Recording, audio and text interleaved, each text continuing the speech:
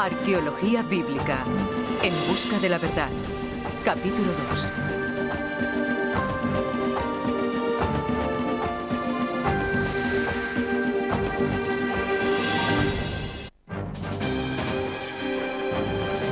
Septiembre de 1995. En respuesta al creciente fervor minimalista, Jerusalén estalla en celebraciones conmemorando los 3000 años de su conquista por el rey David.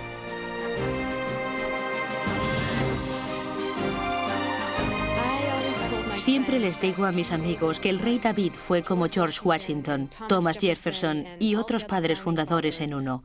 No fue solo el jefe religioso descrito en la Biblia como rey de reyes, como el hombre que amaba a Dios más que nadie.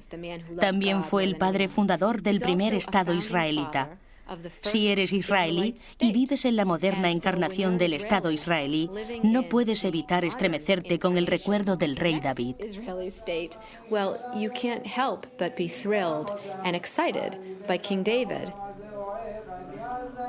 Para los israelíes modernos, David es el más amado de todos los personajes bíblicos. Su nombre aparece escrito en el Antiguo y Nuevo Testamento más de 1000 veces. De niño mató al gigante Goliat y adquirió fama de gran guerrero. Ascendió al trono en el año 1000 a.C. y tomó la ciudad de Jerusalén, convirtiéndola en el centro de un gran reino que unificó al pueblo hebreo.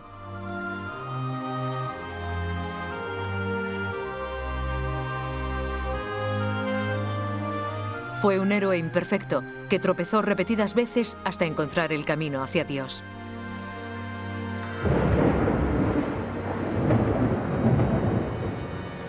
Juró Yahvé a David una verdad que no retractará. Del fruto de tus entrañas pondré sobre tu trono. Si guardan tus hijos mi alianza y mis preceptos que yo les enseñaré, también sus hijos por siempre se sentarán sobre tu trono.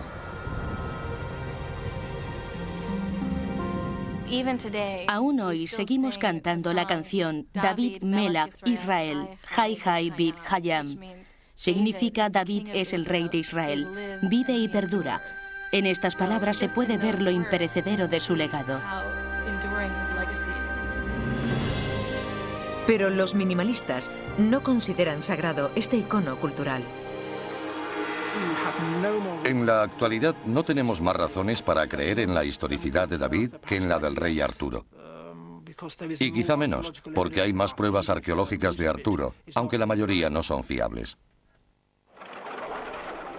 Para los israelíes, la teoría de la inexistencia de David es la gota que colma el vaso. Fue un momento de gran profundidad y emoción. Estallaba el espíritu de todo un pueblo.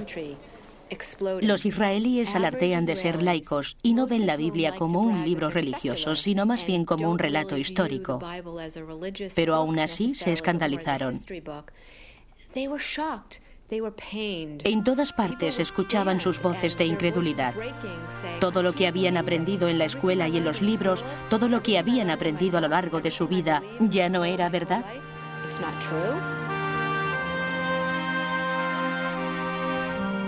Donde esa pena caló más hondo fue en Jerusalén, la ciudad que David conquistó y convirtió en su capital. Si David no existió, ¿qué decir sobre la reclamación israelí del lugar al que llaman Ciudad de David? Cuando la Biblia es atacada por muchos judíos israelíes laicos, es un ataque a su autenticidad y al derecho a existir de cualquier Estado. Es un ataque personal. Asumamos por un momento que no hay reclamaciones. ¿Desapareceríamos mañana? ¿Tendríamos que pedir disculpas? Si David y Salomón no hubieran existido, ¿tendríamos que pedir perdón por haber ocupado el país equivocado y marcharnos? Es una solemne tontería, pero se está usando políticamente. Cuando el erudito bíblico Edward Robinson llegó por primera vez a Jerusalén en 1838, encontró referencias a David en todos los rincones de la ciudad. Pero se dio cuenta de que ninguna de ellas databa de la época en la que supuestamente vivió el rey. Si visitamos la tumba del rey David, veremos una sala con inscripciones hebreas. Pero eso no es todo. Al salir de este sagrado lugar, en el exterior, encontramos un minarete. Este lugar fue una mezquita. Antes del 46 fue una mezquita. Entre el 48 y el 67 fue tierra de nadie. Y después del 67 se convirtió en un lugar sagrado para los judíos. Yo solía visitar el Museo del Rey David en la ciudad antigua. Allí estaba la ciudadela y la Torre de David. Tiempo después descubrí que ambos edificios se construyeron mucho después de que reinara.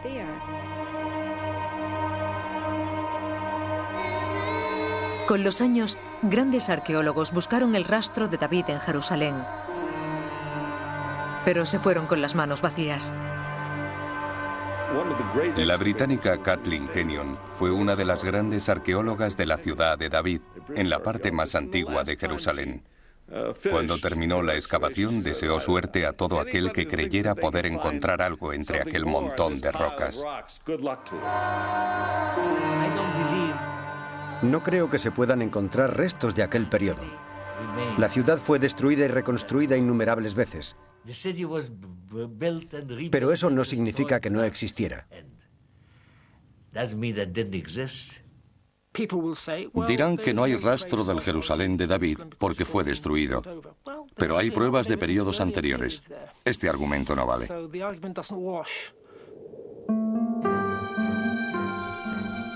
A finales de los años 70, la única prueba que relacionaba Jerusalén con el rey David era el foso de Warren.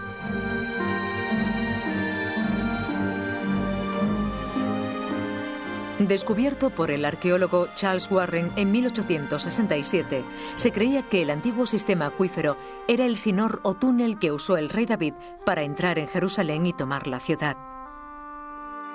Con los años, se ha convertido en una prueba discutida, pero nunca demostrada o refutada definitivamente. No hay pruebas concluyentes. Warren y otros eruditos de principios de siglo limpiaron el lugar. Se deshicieron de toda la cerámica y restos que en aquel momento parecían inservibles. Pensaron que nadie necesitaría cerámica rota. Pero no es así. Un fragmento de vasija de la Edad del Hierro es tan valiosa para la datación como una entera. No hay diferencia, pero lo hemos perdido. No hay nada. No podemos aclarar nada.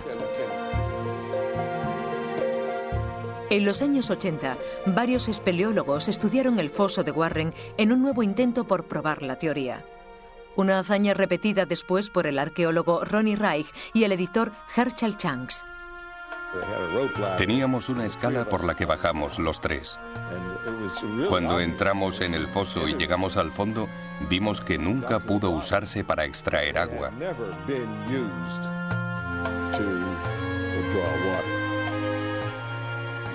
Había un túnel que llegaba hasta él, pero el foso era sinuoso y hubiera sido difícil bajar un cubo.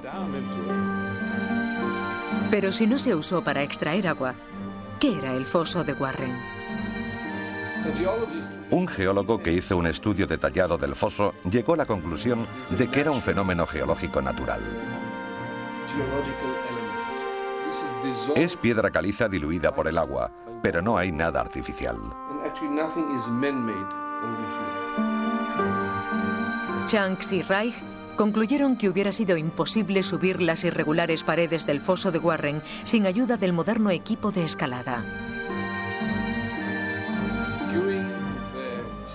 Puede que en el asalto a Jerusalén, David usara el túnel o el sistema acuífero para entrar en la ciudad, pero no lo hizo a través de este foso.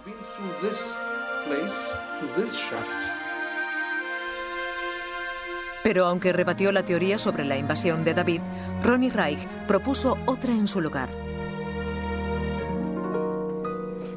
En 1995, realizando trabajos de recuperación bajo un nuevo centro de visitantes, descubrió accidentalmente un túnel secreto que conectaba la ciudad con una alberca protegida por restos de un gran muro y torres.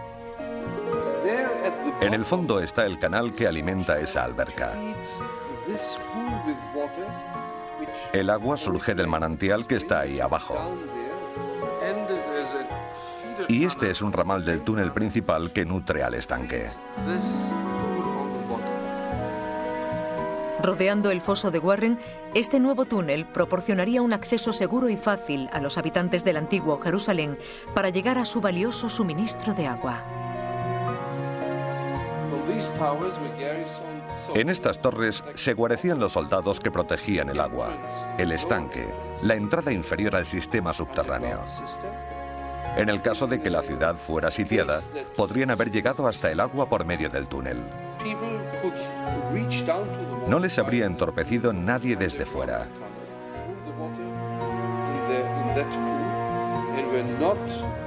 Tenían bien protegido el abastecimiento de agua.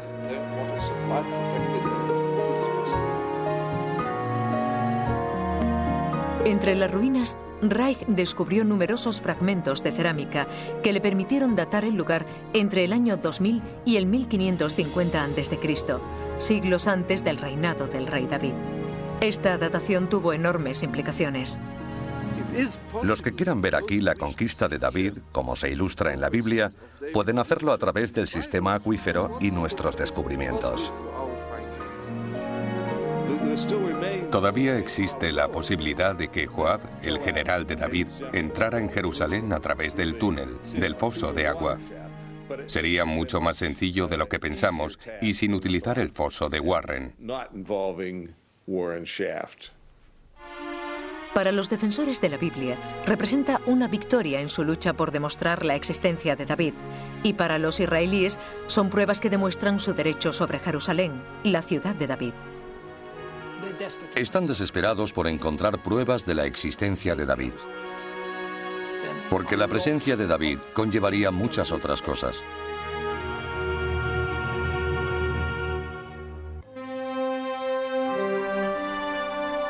En medio de las acusaciones de los minimalistas de la inexistencia del rey David, los creyentes rezaban porque apareciera alguna prueba arqueológica que silenciara a sus críticos.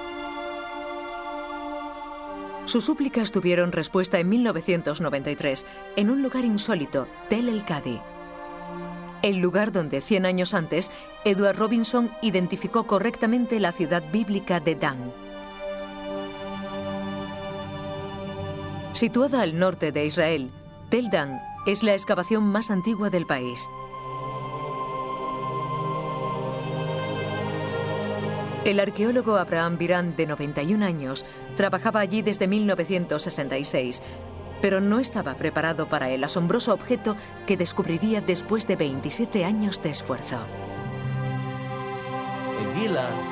Gila Cook gritó diciéndome que habían encontrado una inscripción. Por fin había algo. Nos acercamos a echar un vistazo y cuando nos inclinamos, vimos que era una piedra de basalto con letras en hebreo antiguo o arameo. Había una palabra muy clara, Melech, que significa rey. Después, rey de Israel.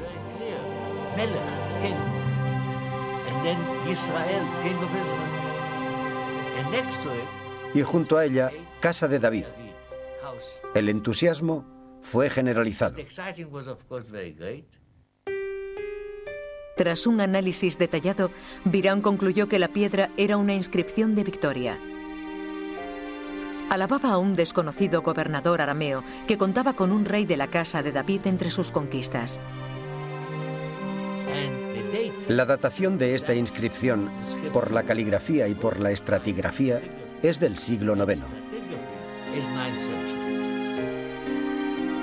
Escrita menos de 150 años después del supuesto reinado de David, es la primera referencia histórica al rey encontrada fuera de la Biblia. El descubrimiento de Biran provocó los ataques del bando minimalista. En primer lugar, es una palabra, no dos, no es concluyente. Puede seguir significando casa de David. Segundo, el contexto en que aparece no es muy claro, todo el mundo lo sabe. Y tercero, la palabra traducida por David puede significar muchas cosas. En la Biblia, por ejemplo, Dod significa tío o amado. Hay otras posibilidades.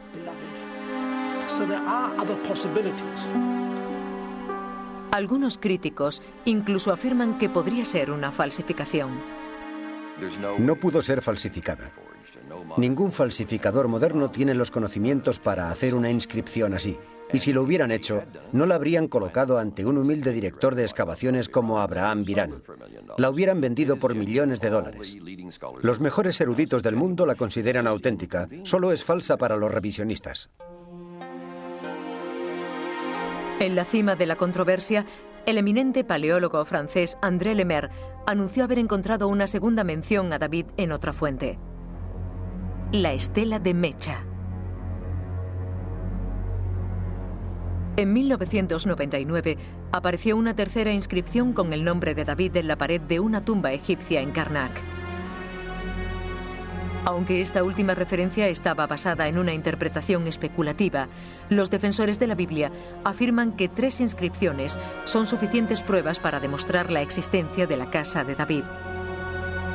Finalmente todos, menos los minimalistas acérrimos, aceptan que el rey David fue auténtico.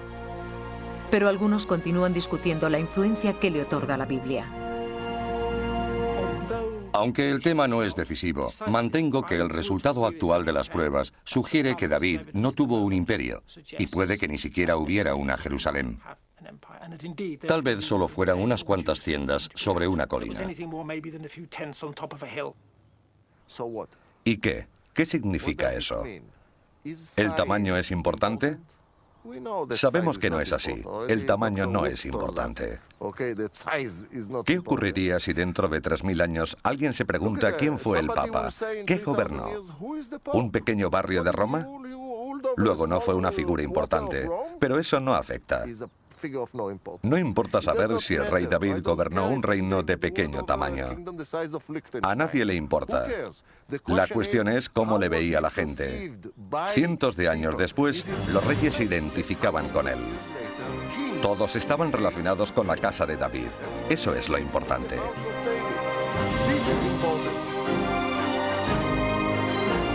La Biblia describe el reinado de David y su hijo Salomón como una época de crecimiento y prosperidad.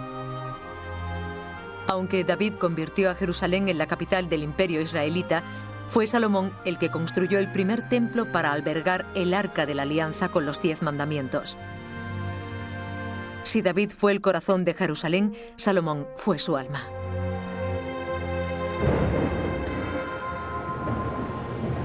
Cuando hubo acabado Salomón la casa de Yahvé, se le apareció y le dijo: He oído tu oración, el ruego que has hecho ante mí.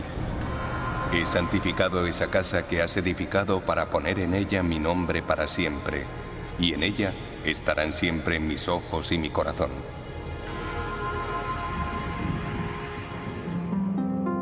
Así es como empieza realmente la historia de Israel. No con Saúl o con David, que fueron simples caciques, sino con Salomón, el primer gran rey. Salomón fue el gran unificador. Logró crear un reino que fue la envidia de otras naciones. La reina de Saba le visitó para comprobar su sabiduría y llevarle regalos. Era un país bello y fastuoso, con una arquitectura deslumbrante que se podía ver desde miles de kilómetros a la redonda. Algunos afirman que la mejor prueba de la gloria del antiguo Israel no proviene de la época de David, sino del reinado de Salomón. El mejor lugar para encontrar pruebas del reinado de Salomón es Jerusalén, como lo fue con su padre David. Pero las restricciones religiosas y las posteriores ocupaciones impiden las excavaciones en las zonas más prometedoras de la ciudad, garantizando que los arqueólogos nunca descubrirán los restos del Jerusalén de Salomón. La llamada Ciudad de David fue ocupada por árabes palestinos. Este pueblo no va a permitir que excaven en sus hogares para encontrar pruebas de Salomón y construir un museo en su casa. No están dispuestos. Quieren preservar sus hogares, su legado. No van a ayudar a los israelíes en lo que parece ser un golpe político del gobierno israelí. Hasta la fecha, solo se ha recuperado una pieza atribuida al templo de Salomón. Es una pequeña cabeza de cetro de marfil que contiene la inscripción «Sagrado para los sacerdotes de la casa de Yahvé».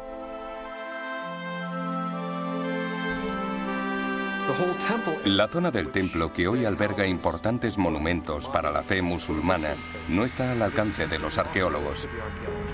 Si quisiéramos explorar la ubicación del templo de Salomón, no podríamos excavar allí. Los arqueólogos no pueden excavar en esta zona sagrada del Islam.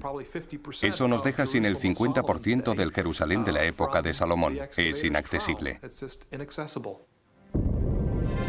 Frustrados por las restricciones en Jerusalén, los arqueólogos debían buscar pruebas del reinado de Salomón en otros lugares. Se centraron en las 3 ciudades reales que la Biblia atribuye al reinado de Salomón. He aquí la leva impuesta por el rey Salomón a los hombres para edificar Jasor, Megido y Gezer, y las destinadas a los carros y a la caballería. La búsqueda comenzó el 14 de junio de 1902, cuando el joven de 21 años, Robert Alexander Stewart McAllister, inició las excavaciones en la antigua ciudad de Gezer. Este irlandés trabajó 7 años seguidos e hizo numerosos y fascinantes descubrimientos. Uno de los mayores hallazgos de McAllister fue un gran complejo en el lado sur del túmulo que interpretó como un palacio propiedad de los reyes macabeos, de Simón Macabeo del siglo II, de la familia de los Asmoneos. Pero a pesar de las impresionantes estructuras que desenterró en Gezer, no logró encontrar nada que pudiera atribuir a la época de Salomón. Con la desilusión de Gezer aún en el aire, los arqueólogos centraron sus esperanzas en la segunda ciudad salomónica, Megido. Megido fue la cuna de la arqueología de este país. Es el único lugar de Israel mencionado en los grandes archivos asirios, egipcios, hititas y naturalmente en la Biblia. Durante las excavaciones arqueológicas se encontraron muchos objetos. Por eso es tan importante. Fundado en 1925, el Instituto Oriental de la Universidad de Chicago comenzó una larga excavación en Megido, esperando encontrar pruebas del reinado de Salomón. Excavaron los famosos establos de Megido, los identificaron como tales y los dataron en la época de Salomón. Se basaron en varios versículos de la Biblia que mencionan las construcciones de Salomón en Megido y el hecho de que Salomón tenía muchos caballos. Combinaron los versículos e identificaron los establos como pertenecientes a Salomón. Cerca de los establos, los investigadores de Chicago hicieron descubrimientos aún más apasionantes. Las murallas de una ciudad y una única torre y cuartel que atribuyeron al auge de la construcción en la época de Salomón. Desde el principio intentaron hacer coincidir el material bíblico con el terreno, con los estratos de Megido.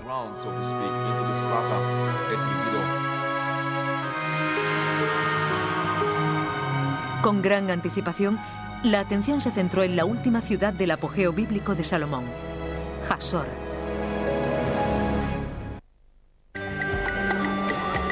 En 1955, Israel bullía de frenesí arqueológico. Se acababa de descubrir una de las ciudades reales del rey Salomón en Megido y estaba a punto de comenzar la mayor expedición israelí en su lugar hermano, Jasor.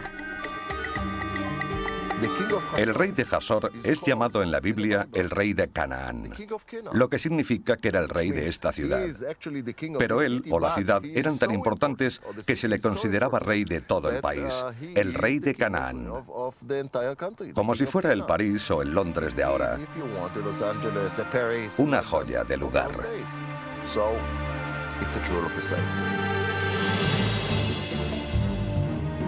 Yigael Yadin comenzó las excavaciones en el lugar de la antigua ciudad de Jasor en el verano de 1955.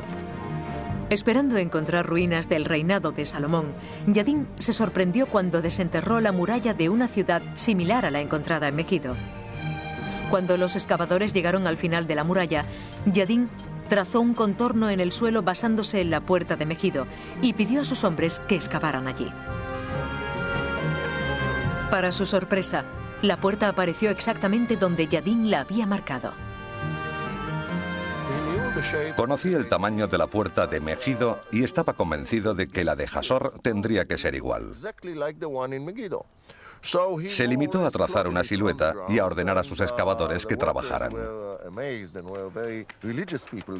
Descubrió que era muy parecida a la de Megido.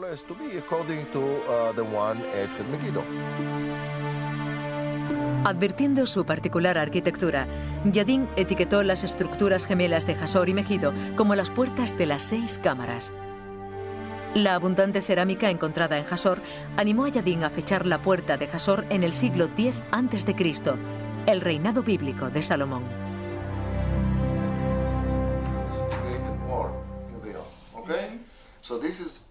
El arqueólogo Amnon Ben Tor era alumno de Yadin en las excavaciones y le ayudó a datar las puertas. No me interesa saber si la construyó Salomón u otra persona. Esa no es la cuestión. Como arqueólogo, mi deber es fechar la puerta, y yo la dato en el siglo X. Solo después abrimos la Biblia y buscamos si hay alguna historia que pueda relacionarse con los hallazgos. Cuando leímos que hubo un rey de nombre Salomón que construyó la puerta de Jasor, encontramos la correlación.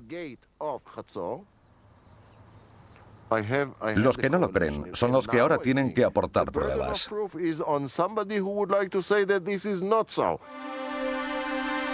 A pesar de la emoción de Yadin, había algo que seguía atormentándole. Si el relato bíblico era correcto, ¿por qué no se encontró una estructura similar en Gezer? Para responder a esta pregunta, Yadin estudió el informe original de la excavación de Robert McAllister en 1912. Vio el plano del llamado Palacio Macabeo y se dio cuenta de que si se añadía la otra mitad de la estructura, se conseguía una cámara casi idéntica a las de Jasor y Megido. Yadin se indignó. McAllister no hizo buen uso de los fragmentos de cerámica para fechar el lugar e identificó la cámara como un palacio macabeo. Yadin pensó que era uno de los grandes triunfos de su carrera porque reconoció sobre el papel una puerta salomónica en Gezer. Yadin se vanaglorió de su hallazgo. No existe un ejemplo en la historia de la arqueología donde un pasaje ayude tanto a identificar y fechar estructuras. Nuestra decisión de atribuir ese estrato a Salomón se basa en el pasaje de Reyes 1, la estratigrafía y la cerámica.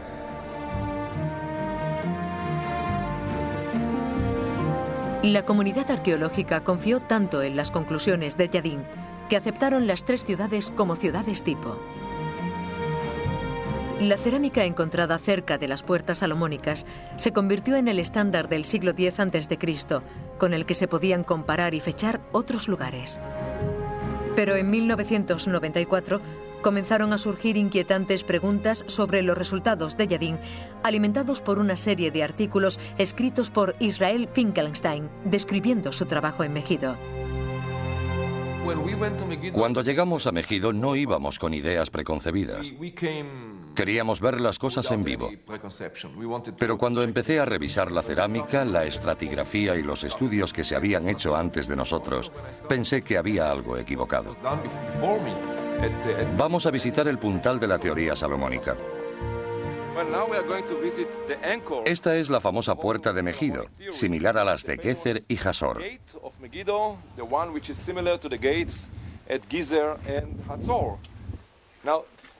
En Reyes capítulo 9, versículo 15, hay una descripción que afirma que Salomón construyó Jasor, Megido y Gezer. Y estos son los mismos edificios. El problema es que hay pruebas de que la puerta de Megido es posterior. Estaría fechada en el siglo VIII, 2 siglos después de la época del rey Salomón. No sirve como pilar de la teoría de la monarquía unificada de David y Salomón. Basándose en sus propias excavaciones en Megido, Finkelstein cree que Yadin interpretó erróneamente los restos de cerámica y fechó las 3 ciudades demasiado pronto. Propone una nueva cronología que amenaza otra arraigada tradición bíblica. Salomón no construyó nada aquí. Esto es arqueología de la Edad del Bronce, del tercer o segundo milenio antes de Cristo. Vemos elementos de la Edad del Hierro, pero no creo que Salomón construyera nada aquí.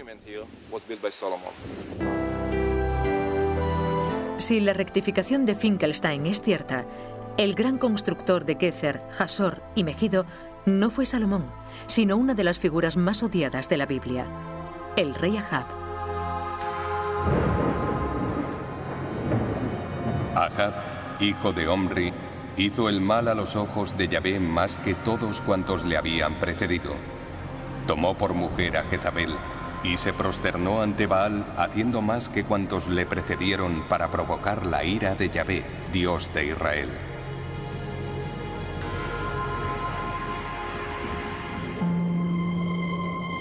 Aunque Ahab es injuriado en la Biblia, Finkelstein cree que fue un gran constructor. Siguiendo los pasos de su padre Omri, Ahab estableció una dinastía que se extendió por Tierra Santa.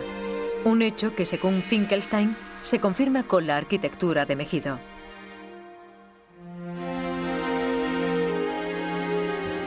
Esta es la hermosa mampostería de Ashlar. Yidael Yadin lo fechó en la época de Salomón. Los bloques tienen marcas de cantero. Este es muy bonito. Y tenemos otros aquí. Estas marcas nos permiten volver a datar el edificio, porque solo hay 2 edificios en este país con marcas como estas. No 2 estratos ni 2 ciudades, 2 edificios. Uno en Megido, fechado en la época de Salomón, y otro en el palacio de Omri, en Samaria. Es demasiado para ser una coincidencia. O el palacio de Omri en Samaria se convierte en lugar salomónico, o este palacio pertenece a la dinastía Omri. Y tal y como yo lo entiendo, es mejor posdatar la construcción de este edificio hasta el siglo IX, época de la dinastía Omri. Lo que es más, Finkelstein da a entender que la dependencia de Yadin de los textos bíblicos puede ser la causa de datación errónea. Todo se basa en un versículo de la Biblia, Reyes capítulo 9, versículo 15. Yadin lo interpretó pensando que hacía referencia a ciertos monumentos de esos lugares. Pensó que había una conexión entre la Biblia y la arqueología.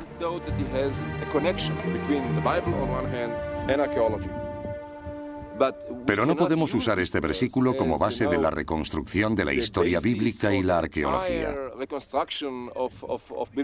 Es imposible.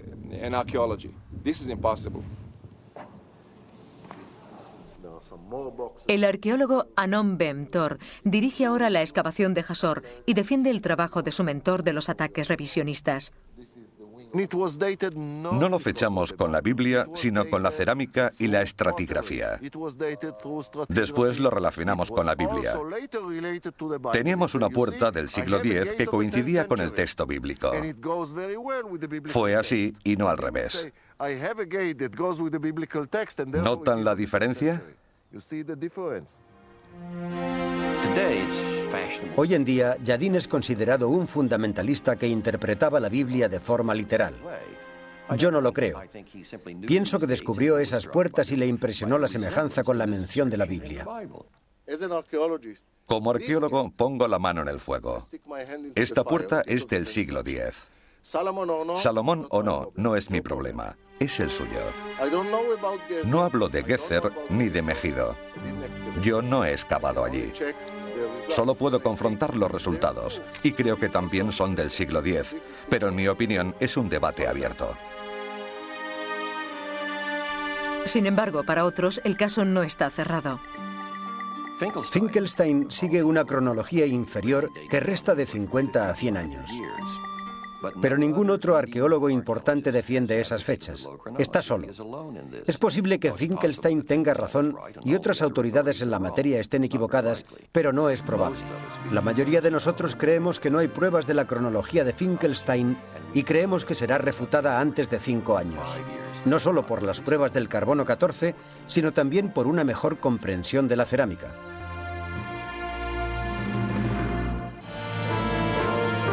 Cuando se creó el Estado de Israel en 1948, su ubicación en Palestina se basó en la descripción bíblica de la tierra prometida de los israelitas. Un derecho que, según los israelíes, intentaron defender buscando pruebas de su pasado. Creo que cuando se fundó el Estado, los primeros sionistas utilizaron la arqueología para establecer sus raíces en esa época.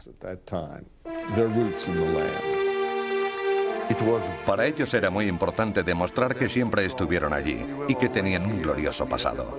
Incluso la Biblia lo decía, y ahora lo podían demostrar también con la arqueología. Podían demostrárselo a todo el mundo. Habían estado antes allí, no eran extranjeros. Se fueron de allí, pero ahora volvían. Infortunadamente para Israel, no todo el mundo en la región admite su derecho bíblico.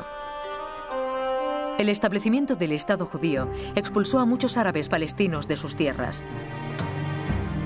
Para ellos, Israel es una tierra árabe y llevan luchando por recuperarla desde que nació el Estado judío. En 1948 se destruyeron más de 500 pueblos palestinos. La gente fue expulsada de sus tierras.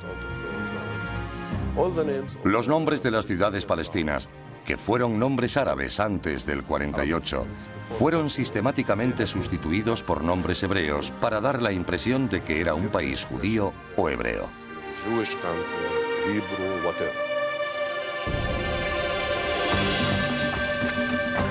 En los años 90, la lucha por el control de Tierra Santa se extiende a un nuevo campo de batalla, la arqueología. Cuando el Acuerdo de Paz Árabe-Israelí de 1993 garantizó el control de la franja de Gaza y Cisjordania para los palestinos, uno de sus primeros actos fue establecer un departamento de arqueología. Me extrañó mucho que una de las primeras cosas que hicieron al llegar al poder fuera crear un departamento de arqueología. Pero tenía sentido, porque querían comenzar a contar una historia, a excavar, a entender su pasado. Edward Said dijo que el problema de los palestinos era que no tenían una historia que contar. Una historia con principio, núcleo y final. Solo tenían el final, mientras que otras culturas y otros países tenían toda una historia. Declarándose auténticos descendientes de los cananeos, algunos palestinos radicales están decididos a usar la arqueología para derrotar a los israelíes en su propio juego. Muchos palestinos me dijeron que una de las cosas que más admiraban de los israelíes es el modo en que lograron apoyo político para su causa, extendiendo el relato bíblico y su importancia en él. Pensaron que si les había funcionado bien a los israelíes, también les valdría a ellos. Los israelíes afirman que la arqueología ratifica su derecho original y los palestinos pueden hacer lo mismo. Pueden probar que los cananeos fueron los primeros. Solo tienen que encontrarlos y recuperar sus tierras. Irónicamente, los arqueólogos israelíes encuentran que sus excavaciones pueden ser objeto de la interpretación de los palestinos. El reciente descubrimiento de Ron Reich de la antigüedad del sistema acuífero de Jerusalén se ha abierto camino en la prensa palestina. La Biblia describe a los cananeos como una raza inferior a la israelita, cultural, social y moralmente. El descubrimiento de Ron hace recapacitar, porque es una sorprendente pieza de arquitectura. Los palestinos se alegran de contar con esta prueba arqueológica, que supone que los cananeos fueron tan buenos o incluso mejores, culturalmente hablando, que los israelíes. Cada nuevo capítulo del debate minimalista es asimilado por los argumentos palestinos, una tendencia que preocupa a Noam Ben-Tor. Cuando los arqueólogos israelíes dicen que todo lo que aparece en la Biblia son tonterías, leyendas, narraciones que se escribieron muchos años después para inventarse un glorioso pasado, están dándole la razón a toda la gente que piensa como ellos. Ni siquiera ellos creen tener derechos sobre esos territorios. Eliminándose mutuamente del relato bíblico, se eliminan también de la narración moderna. Por ejemplo, recurren a la falta de información sobre Jerusalén. Los palestinos dirán que los israelíes no tienen historia allí, por lo tanto carecen de una relación moderna con Jerusalén. Los israelíes dirán que el interés de los palestinos en los cananeos y otras tribus antiguas es falso, que no tienen ninguna relación con ellos. Por lo tanto, tampoco la tienen con el relato bíblico, ni hay una conexión histórica con la tierra en la que han vivido. Son dos bandos que intentan eliminarse mutuamente de la historia.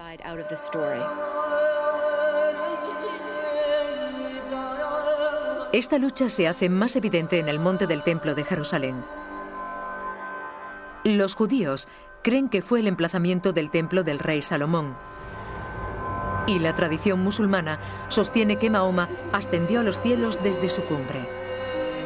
Ambas religiones consideran sagrada la meseta de 14 hectáreas, pero solo los musulmanes pueden rezar aquí.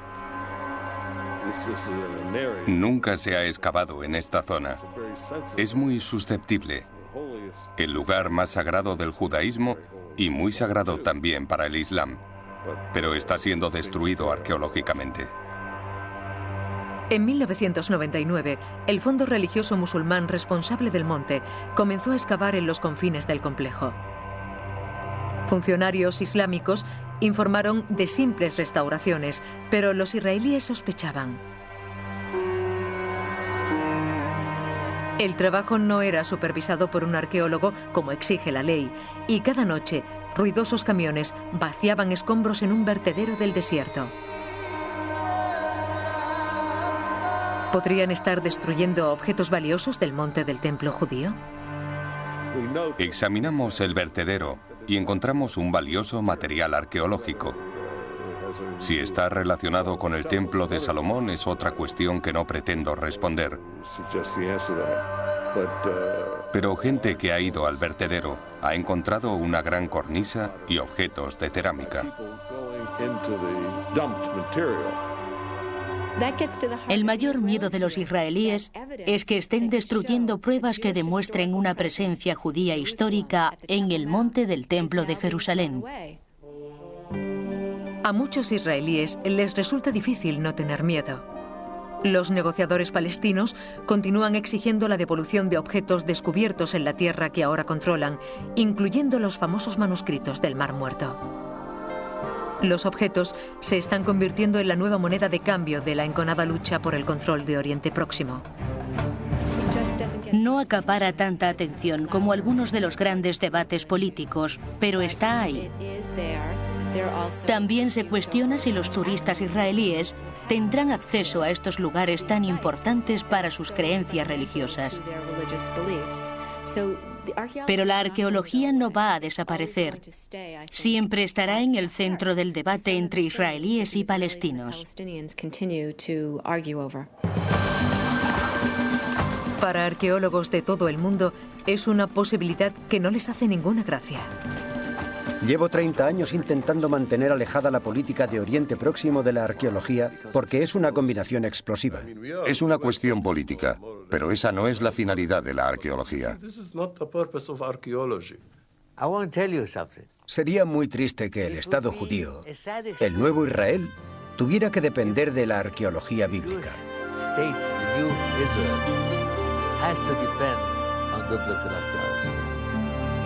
Este tipo de arqueología no ayuda políticamente.